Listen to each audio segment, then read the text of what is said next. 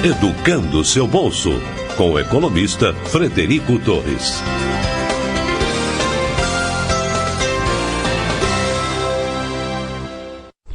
Olá, seja bem-vindo a mais um episódio do nosso podcast. Estou animado aqui para conversar com a Vanessa de novo. Vanessa Machado, a nossa parceira aqui, consultora em previdência privada, assessora e responde às dúvidas de todo mundo que procura Educando seu bolso aqui, sobre PGBL, VGBL, seguros, tabelas regressivas, tábuas atuariais, imposto de renda, uma treinada aqui que eu vou te falar, viu, que vale uma fortuna e que muita gente não sabe como é que funciona, deixa dinheiro na mesa, paga imposto a mais do que devia, e a Vanessa está salvando essa galera, e eu sempre peço ela para vir aqui para a gente poder fazer salvamentos públicos, né? Usar os exemplos de algumas pessoas aqui, obviamente sem expô-las aqui, sem citar nomes nem nada, mas para poder criar referências positivas e negativas, fazer com que todos possam se aprender dessa experiência acumulada de décadas já que a Vanessa tem, apesar de não parecer, com essa cara muito jovem bom, né? De sempre.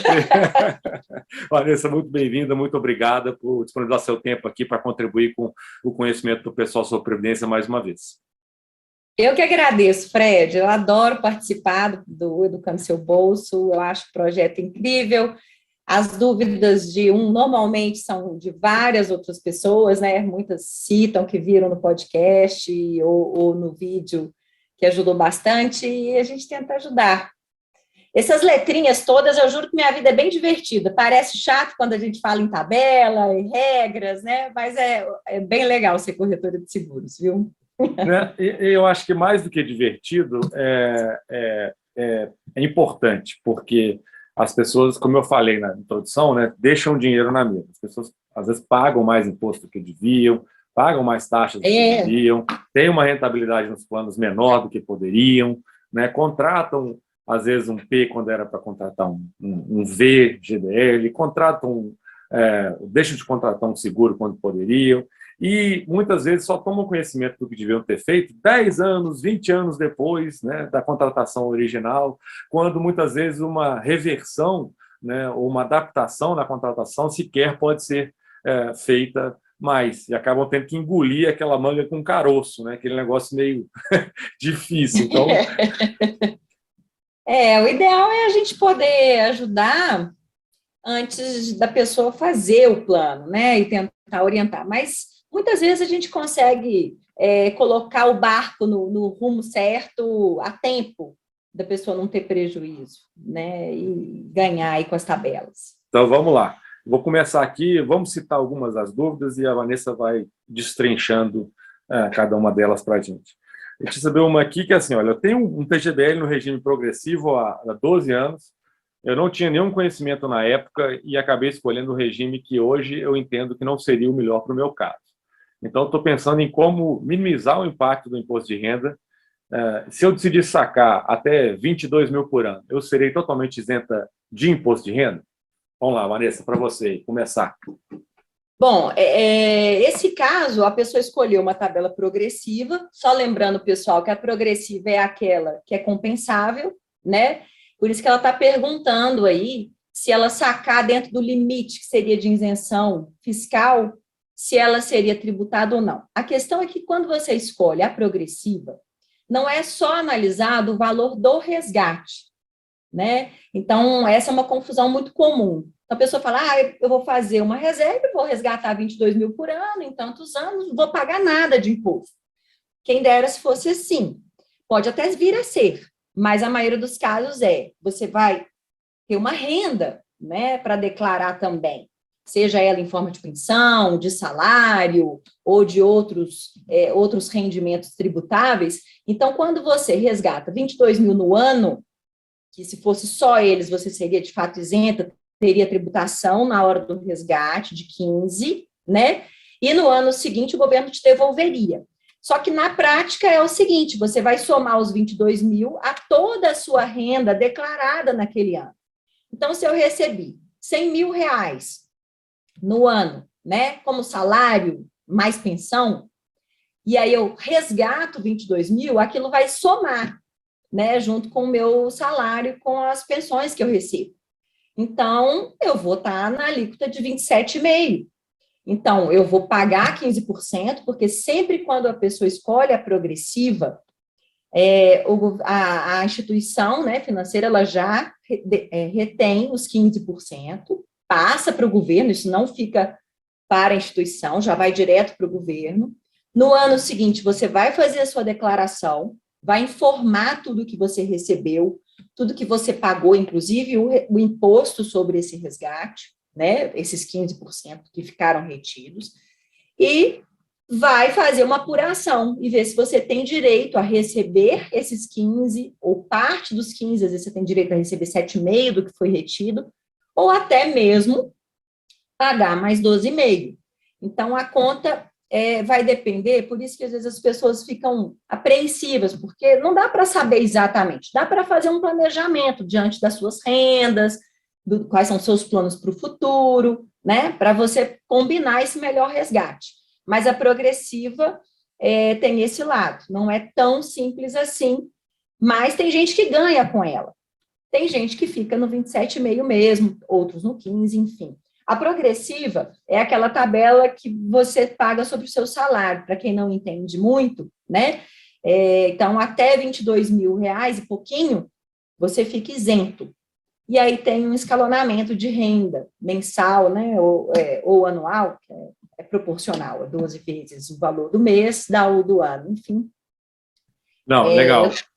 É bom você falar isso. 22 mil não é por mês, é por ano, né? Obviamente. Esses 22 é a tabela do imposto de renda da pessoa física, né? É bom que a Vanessa citou isso aí, porque, por exemplo, eu tenho P, né?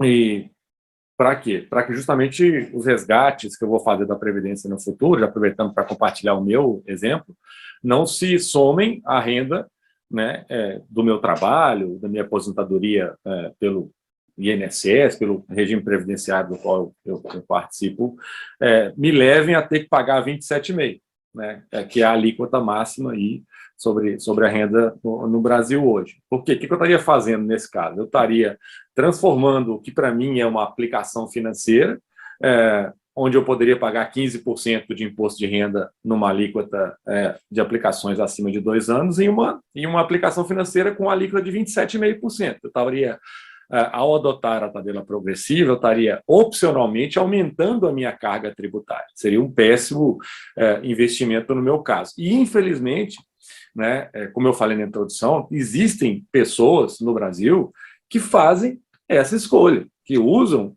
previdência como investimento, né, e ao invés de optarem pela tabela regressiva, optam pela progressiva e acabam aumentando, né, sem saber a sua carga tributária, o volume de impostos, né, que elas passam a ter que pagar, como a Vanessa explicou, né, quer dizer, uma parte disso já é retida na fonte, não tem nem choro, nem vela, né? Tem gente que recebe dúvida aqui também, que as pessoas sequer conseguem entender isso às vezes, falar, como é que eu faço para colocar a mão nessa parte do dinheiro que eu saquei, mas que não chegou para mim? Eu saquei 10 mil e 15% ficou lá, quer dizer, eu só peguei 8.500, como é que eu pego os outros 1.500? Olha, para você pegar esse dinheiro aí, você precisa de fazer uma declaração de imposto de renda de pessoa física, aquela DIRF lá no ano subsequente, conseguir provar que você pagou imposto a mais para eventualmente conseguir uma restituição, né? Isso. A gente vê muitos casos, pessoas que aproveitam o ano que fez cirurgia particular, tiveram algumas despesas que são, né, dedutíveis, e aí aproveitam para fazer alguns resgates quando estão na tabela progressiva, né? É o ideal.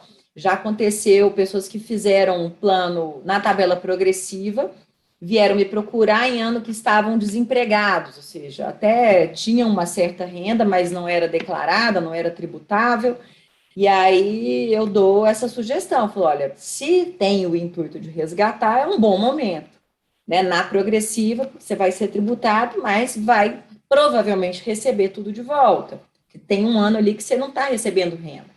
Vai fazer um ano sabático, né, no Tibete, pode tirar ali da Previdência na tabela progressiva e fazer, porque aquele ano você não tem renda declarada, né, pode aproveitar e aí sim seria isento se resgatasse de 22 mil em 22 mil por ano, ou um pouco mais e cairia na alíquota de 7,5%, ou seja, ainda assim ia receber algo de volta, né? Então, a gente orienta. E aqui no blog a gente orienta mesmo quem não é nossos clientes, né, Fred? Isso ajuda bastante. Às vezes uma dúvida assim pontual, a gente responde rapidamente, a gente tem conseguido ajudar. Sim, sim, é isso aí. Vamos lá. Tem mais dúvida aqui. A lista tá gorda. Olá, gostaria de tirar uma dúvida sobre o beneficiário de morte do meu pai. Ele tinha PGBL e VGBL. E queria saber se eu declaro isso como tributável ou isento como seguro de vida, pois os informes vieram somente como tributável. Na verdade, é uma confusão comum, porque esse nome do VGBL, né, que é Vida Gerador de Benefício Livre, as pessoas acabam achando que ele é um seguro de vida, e como seguros de vida não são tributáveis, né, e também não tem incentivo fiscal, as pessoas acham que está tudo na mesma cesta, mas não está. Tanto o PGBL quanto o VGBL são tributáveis, né? A diferença é que o PG ele é tributável nele todo, ou seja, tanto o que o pai dessa pessoa colocou quanto a rentabilidade, e no VGBL só é tributável a rentabilidade. A gente foi pegar mais a fundo esse caso e viu-se que era PGBL mesmo que ele tinha. A reserva era toda de PGBL. Então, a carga de imposto, né, foi sobre a reserva inteira. Então, é o que ele assustou um pouco, porque foi descontado 25% de imposto. E é uma dúvida comum também, porque quando você recebe, o titular faleceu, independe a tabela do imposto de renda que foi escolhida, se foi progressiva ou se foi regressiva. A carga tributária é de 25%. Ela é já descontada na hora de pagar, então você já recebe, o beneficiário já recebe livre do imposto, né? Aquele dinheiro ele já é seu. No ano seguinte, você tem que declarar, né? Tem que declarar o resgate, mas não vai ser tributado de novo. Já foi tributado, quando deixado aí de herança, né, o PGBL ou o VGBL. Uma outra dúvida comum, aproveitando Ficou claro, Fred, essa... Sim. Eu até não sabia disso, que ambos eram a 25%, para mim é novidade, aprendi também. E quando você tem no VGBL, algumas instituições estão descontando o imposto só sobre a rentabilidade e estão descontando o imposto de transferência, né? Como se fosse ali, como se tivesse um imposto a pagar de TCD. E não existe esse imposto. Então, algumas instituições cobram, até federais, estavam cobrando, e cabe uma ação, tá? O primeiro caminho é tentar amigavelmente ligar para a instituição e avisar, abrir um chamado. Alguns conseguem reverter sem ter que acionar, mas às vezes cabe uma ação para recuperar esse dinheiro desse imposto de volta. Mas aí não é o imposto de renda devido do plano de previdência, é o imposto de transferência, né, de bens, por causa da morte do titular. Sim, é o famoso imposto sobre transmissão de causa morte de TCD lá. Gente, é muita letrinha, né? Não, mas é bom saber que... Diga. A vantagem, muitos clientes nos procuram, olha, o mais comum hoje de se fazer previdência privada, os clientes nos procuram, é para incentivo fiscal, né? Aí cabe o PGBL, se der tempo a gente pode explicar isso, mas muitos clientes nos procuram para fazer um VGBL.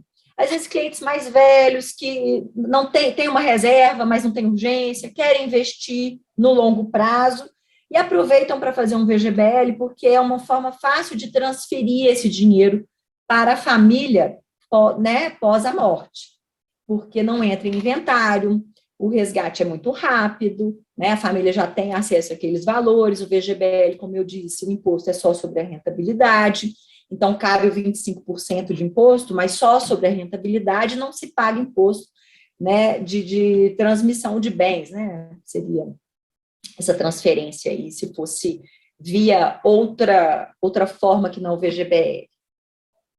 Eu tô surpreso com esses 25% também, Vanessa, para mim foi novidade, porque eu me lembro ainda do tempo onde eu acho que ainda acontece isso, os gerentes de banco esse pessoal com mais dinheiro, gerentes de private, oferecia um VGBL como uma solução sucessória, como você falou aí, né, em função, inclusive, de evitar o tempo que demora para se resolver um inventário e permitir aos familiares, os beneficiários, que continuassem fazendo seus pagamentos ali durante a realização do inventário, evitar também a história, como você falou, o pagamento do imposto de doação, né, ou de transferência por causa mortes, aí, como você falou, e também se vendia isso como uma vantagem de evitar o Come Cotas, como se fosse uma aplicação.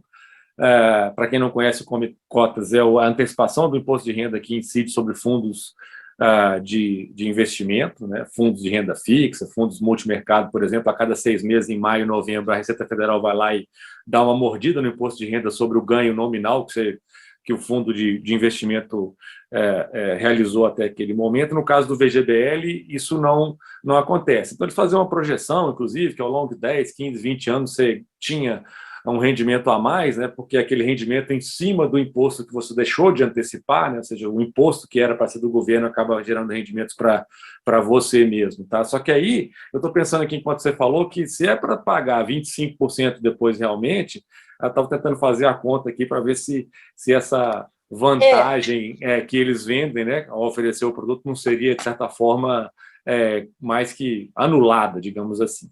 Não pelo motivo, por ser um VGBL, esse imposto vai ser só sobre a rentabilidade. O imposto de transmissão, né, quando falece e os bens vão entrar em inventário e vai ter que pagar o imposto, é sobre tudo. Então, se eu deixei lá 100 mil reais no VGBL, né, eu quero investir, eu tenho um outro dinheiro de curto prazo, esse é um dinheiro de longo prazo. Né? Se eu vou morrer, eu já estou pensando, bom, se eu morrer também fica como um seguro de vida, né? Vai ficar para os meus familiares, é rápido, o pagamento bem rápido mesmo, menos de 30 dias, se tiver com designado os beneficiários, é ainda mais rápido. Demora um pouquinho, se não colocou o nome do beneficiário, aí tem que ir no cartório, fazer declaração de quem são os herdeiros, enfim. A gente pode dar detalhes disso também. Mas, assim, então, se você vai pagar o imposto de transmissão sobre os mesmos 100 mil, você vai pagar bem mais, né? E se for numa outra aplicação, você vai pagar 15%, dependendo da aplicação, mais o imposto. Então, vale a pena. Realmente não tem o Come Cotas, aí o VGBL tem essa vantagem, né? E o PGBL também. Então, assim, não está de todo errado. Você só não pode deixar o cliente acreditar. Se a pessoa já tiver com essa dúvida de se falecer, se vai ficar para o beneficiário, alertar que não vai funcionar, não vai chegar em 10%, que é o que normalmente ele está esperando quando faz um plano de previdência no longo prazo, né? É deixar e esperar e pagar 10%. Vanessa, a vantagem também é o seguinte, se ele estava lá no 35%, ele também vai pagar 25%.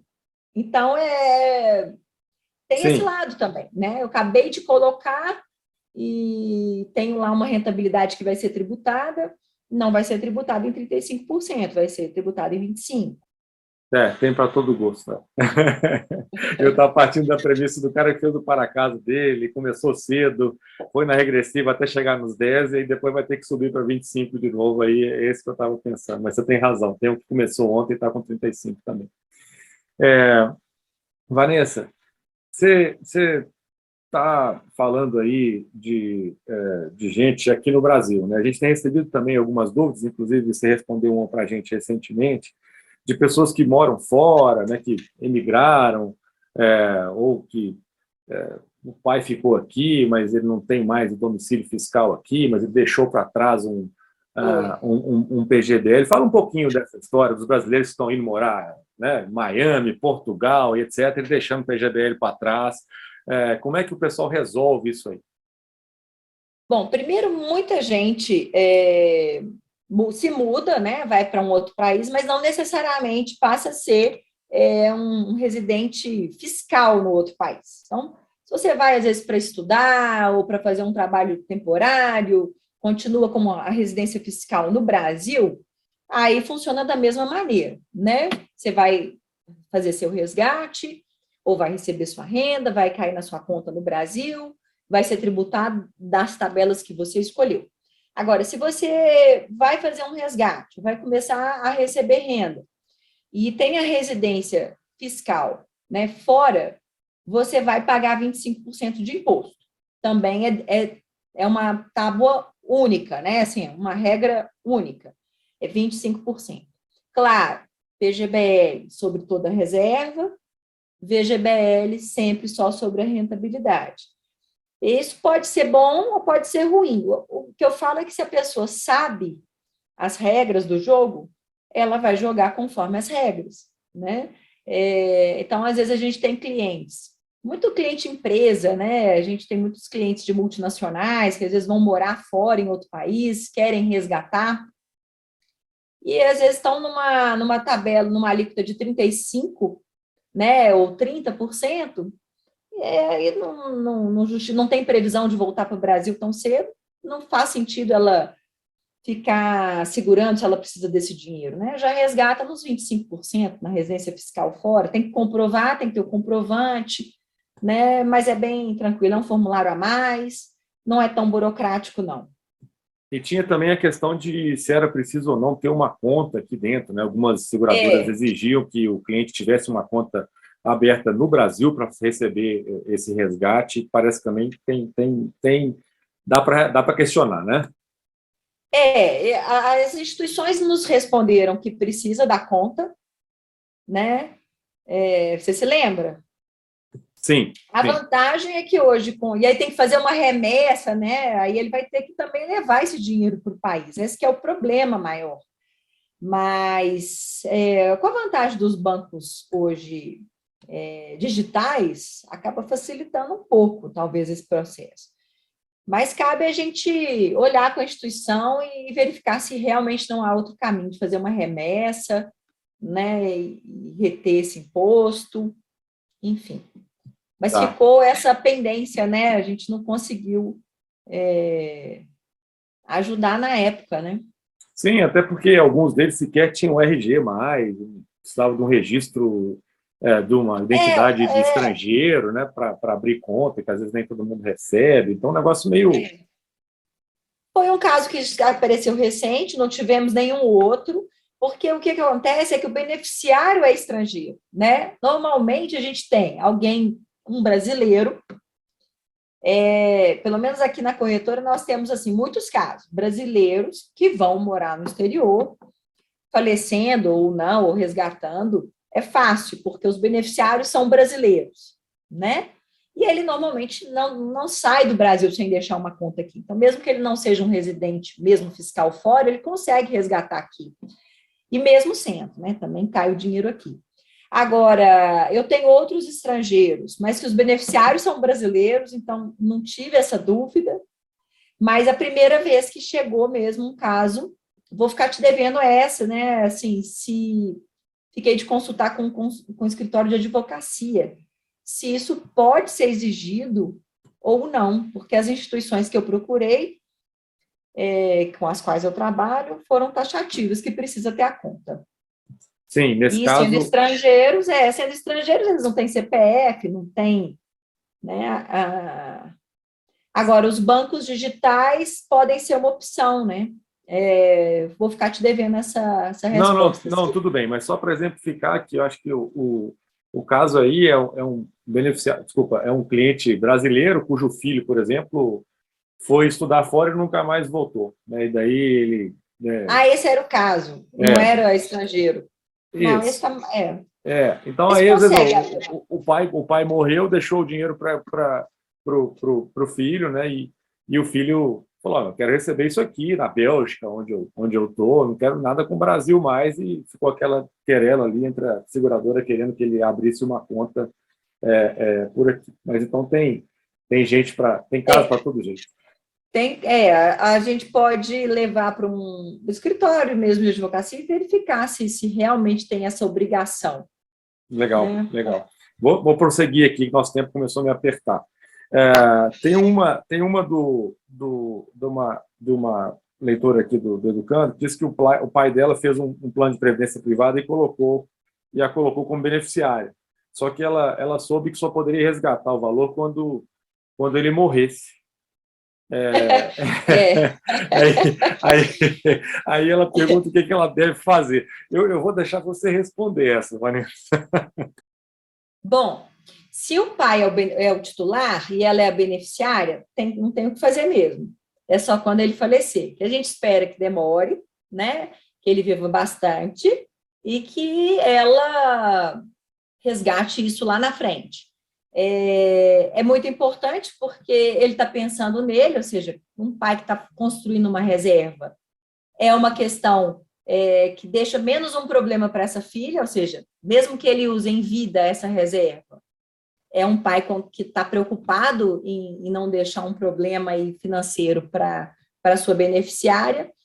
E vale a pena lembrar, Fred, que no mercado tinham planos, por exemplo, o Banco do Brasil tinha o Prev Júnior, em que o titular era o pai, né, ou a mãe, enfim, o adulto, podia deixar para neto também, sobrinho, e esse Prev Júnior podia ser nomeado um menor. E esse menor, quando ele fizesse 21 anos de idade, a reserva poderia, aí o titular tem a opção ou não de transferir a reserva para o menor, com 21 anos. Se tiver na faculdade, até 24. E a gente está falando de planos antigos, de rentabilidade garantida, tábua atuarial que não existem, tábuas atuariais que não existem mais, né? E eu vi esse plano no mercado na época, eu já trabalhava com previdência privada, isso lá em 97, 98, e eu fico triste que eu não fiz para o meu filho um desse. Imagina, ele com direito hoje de usufruir de uma rentabilidade garantida, uma tábua atuarial até 49, ele está com 27 anos, ele, com 55, ele ia se aposentar muitíssimo bem com essas garantias, né? Se eu tivesse visto isso na época. Mas ninguém deu muito valor, não. Quem tem, a gente já falou, né, aqui num outro podcast, é uma mina de ouro, esses planos antigos.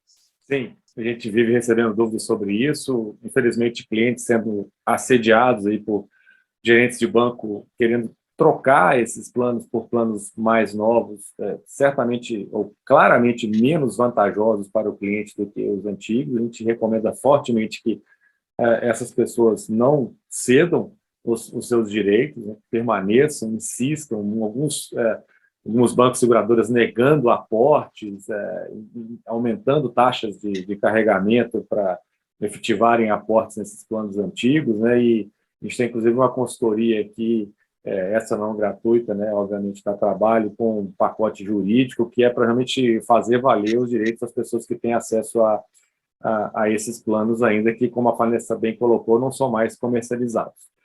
Outra coisa que vale a pena dizer que você comentou aí, né, quer dizer, que você podia ficar para filhos, que obviamente não precisa esperar o pai morrer para passar a ter acesso ao benefício, né, como você falou, 21, 24 anos, netos, e até mesmo, em alguns casos, não sei se tem a ver com o que a Fabiana falou aqui, eu citei o episódio dela, aproveitar para dar o número 397, ela disse que tinha alguns casos onde sequer parentesco era necessário haver, os beneficiários eram pessoas ali, amigos, às vezes até relacionamentos extraconjugais. Ela confidenciou aqui algumas práticas, meio o lado B da Previdência Privada. Episódio 397 é uma conversa bem legal. Aproveito para dar também o número do episódio da primeira conversa com a Vanessa, que foi muito bacana, o episódio 365, a Vanessa falou com a gente sobre previdência não é reserva de emergência, ou seja, muita gente acabou fazendo resgate de previdência na hora errada e pagando mais imposto de renda do que deveria por falta de planejamento. Então, essas duas conversas são bem legais. Bacana, Vanessa. Você estava dando as dicas, as suas dúvidas mais comuns. De beneficiários, né? A questão dos beneficiários. É uma vantagem, porque no seguro de vida, você até consegue, né, colocar uma parte do seu seguro como beneficiário para um sobrinho, para um neto, né? Não consegue colocar tudo, se for casado, dá umas confusões, assim, você tem que respeitar o Código Civil. Mas na Previdência tem essa liberdade. E eu sou a favor de liberdade, né? Se você está pagando, você põe lá quem você quiser como beneficiário. Mas existem regras no seguro de vida mais rígidas para essa escolha. Ótimo. Na Previdência é mais livre. Legal, legal. Mais alguma pergunta comum aí que você queira acrescentar ainda? O tempo está estouradaço aqui, coisas que te perguntam frequentemente e que você entende que são mal compreendidas e que às vezes vale a pena fazer um alerta enquanto a gente está no ar aqui? Até aquela questão que a gente comentou, muitas pessoas perguntam, eu posso transferir o meu VGBL para uma poupança? Eu posso pegar o dinheiro do meu VGBL e comprar títulos do Tesouro? A ideia da pessoa, obviamente, é não pagar imposto, né, que é o assunto aqui. Não, infelizmente não pode. Eu, como corretora, eu ia adorar, né? Tudo ia facilitar a comercialização, mas não pode, tem a regra, quando você coloca o dinheiro na conta, ele é tributado, né? Então, depois você pega esse dinheiro e reinveste. Tem que fazer essa conta.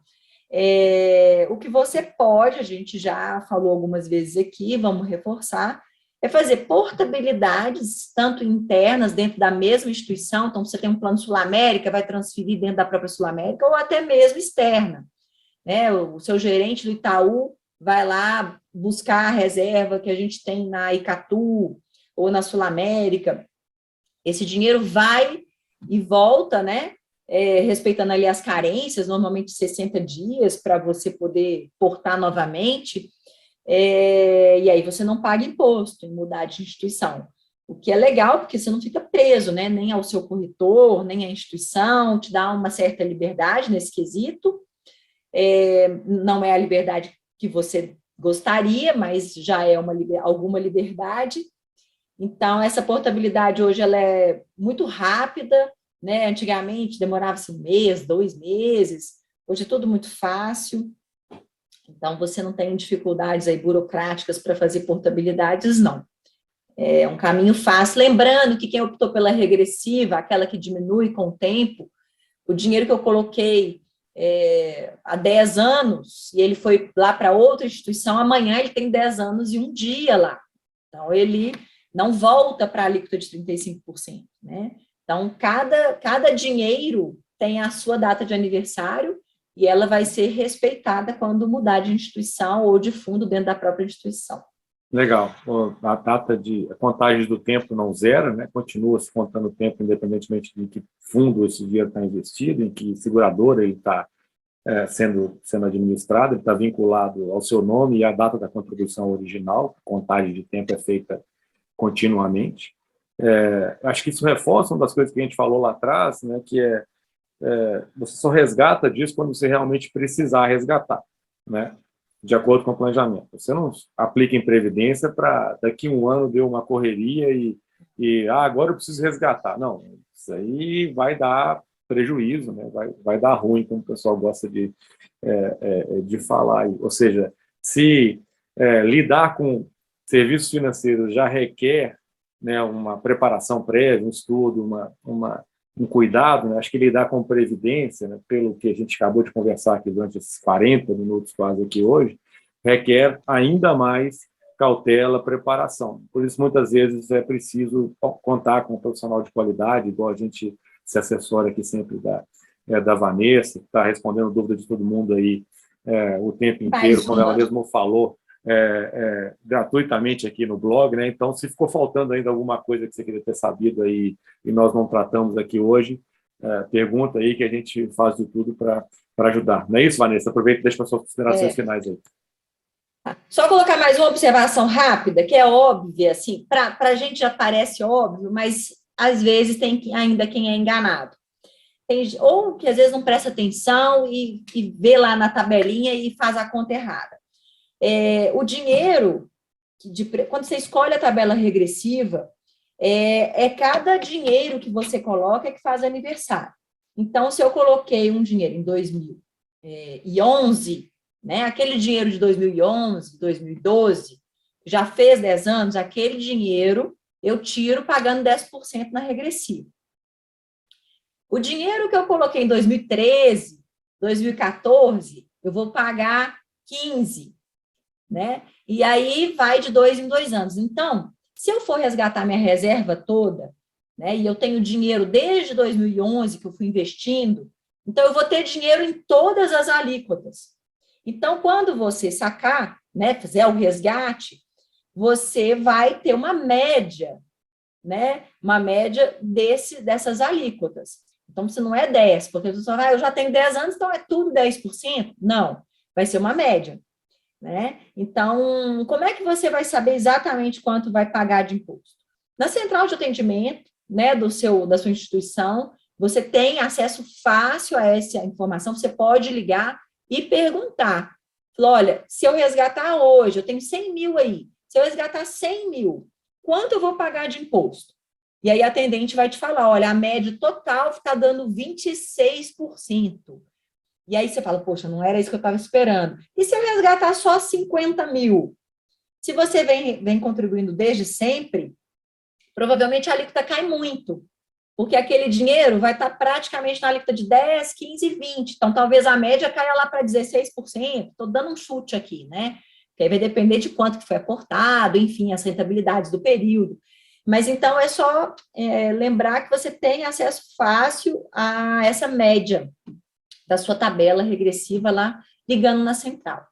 Sim, bem lembrado. Aí, dependendo do valor, acho que é muito útil essa sua dica, dependendo do valor, vai se buscar as contribuições mais antigas, né, como se você estiver na regressiva, e pode reduzir muito a alíquota, né, incidente sobre aquele resgate. E aí você pode chegar à conclusão que não precisa exatamente daquele 100, que pode fazer um resgate de 60, completar com mais um pouquinho aqui ou ali, deixar mais uma beirada para, né, fazer o gasto mais adiante, para reduzir a carga de imposto de 26, 27 para 15, né? Quer dizer, o que faz bastante diferença. Outra coisa que a Fabiana falou sobre esse exato, me ensinou, aliás, sobre esse mesmo ponto que você está trabalhando aí, Vanessa, é que no caso de transformar isso em renda, né, a alíquota continua viva, né? Ela continua sendo atualizada com o passar do tempo e continua caindo, uma coisa que eu não sabia. Acho legal isso, que eu sempre aprendo aqui nas conversas com vocês. Muito obrigado. Lembrando que você sempre pode ter propostas distintas e começar uma realidade, né? E depois começar uma nova proposta em outra. Você pode ter um PGBL regressivo, ou mais de um, né, em mais de instituições, e outro regressivo, um VGBL progressivo, um regressivo. Eu, por exemplo, eu costumo dar o meu exemplo. Eu já tive como autônoma, né, quem sabe aí de contabilidade um pouco, sabe que distribuição de lucros, você tem ali uma vantagem, né, de poder ser isento. Então, eu recebia um prolabore menor quando eu comecei, aí tinha acabado de lançar o VGBL, eu fiz o meu plano lá atrás de um VGBL, e depois eu aumentei esse prolabore, e aí eu paralisei o meu VGBL e comecei a contribuir num PGBL, né? Então, às vezes as pessoas me perguntam, mas o que eu fiz? Eu continuei com o meu VGBL antigo. Não quer dizer que eu tenha que resgatá-lo, né? Hoje ele tem uma tabela de imposto de renda favorável, é um bom lugar para eu resgatar caso eu precise. Mas você pode ter as duas situações. Se amanhã eu resolver tirar um prolabore menor, passar, não ter incentivo fiscal, eu paraliso as minhas contribuições no VGBL e volto a contribuir no VGBL, né? Porque eu gosto muito de previdência, da forma de você ter várias opções de fundos com valores pequenos, né? Essa distribuição de fundos é muito interessante. Então, eu gosto de analisar essas reservas que eu penso para o meu futuro, lá com 65 anos, em previdência. Então, eu vou colocando cada hora na cesta que me convém. Interessante você falar isso, né? 2 pontos. Primeiro, que você cria um portfólio, né, de P e V, de regressiva e progressiva, e vai usando aquilo de acordo com o seu momento de vida, com a tua conveniência, com aquilo que faz mais sentido, né, dentro da renda que você passou a receber, ou das retiradas que você vai ter que fazer, né, ou com o que você planeja para daqui a 2, 5 anos, ou como é que sua vida mudou, né? Você antes trabalhava de autônomo, agora você tem um emprego formal, daqui a pouco você é uma sócia, e você vai abrindo várias gavetinhas. Certamente complica um pouco mais a vida, né? Mas você está se utilizando de possibilidades que lhes são oferecidas. E segunda coisa que você falou que eu achei legal nem tudo dá para trocar, não dá para, né, sair daqui para lá, mudar no meio do caminho. Então, isso reforça a importância de fazer uma escolha adequada logo na partida, né? Entender o que está comprando, não é porque o gerente te ofereceu, mas saber que aquilo que você está contratando é o que você realmente precisa. Isso mesmo. Maravilha. Bom, eu agradeço, estou sempre à disposição, eu gosto muito de responder, de tirar as dúvidas, a gente aprende muito também, eventualmente aparece um dado novo. Então, obrigada pela oportunidade, Fred. Joia, missão cumprida. Missão cumprida, porque eu prometi que eu ia liberar a Vanessa hoje às 7h10, porque ela tem um encontro com as amigas, às 7h15. Ela falou que 7h15 ela precisava sair, então não vou ficar atrapalhando a festa de ninguém. Elas que vêm para cá, elas vão começar a tocar o interfone aqui daqui a pouquinho. Bacana. Abração, muito obrigado. Obrigada, Fred.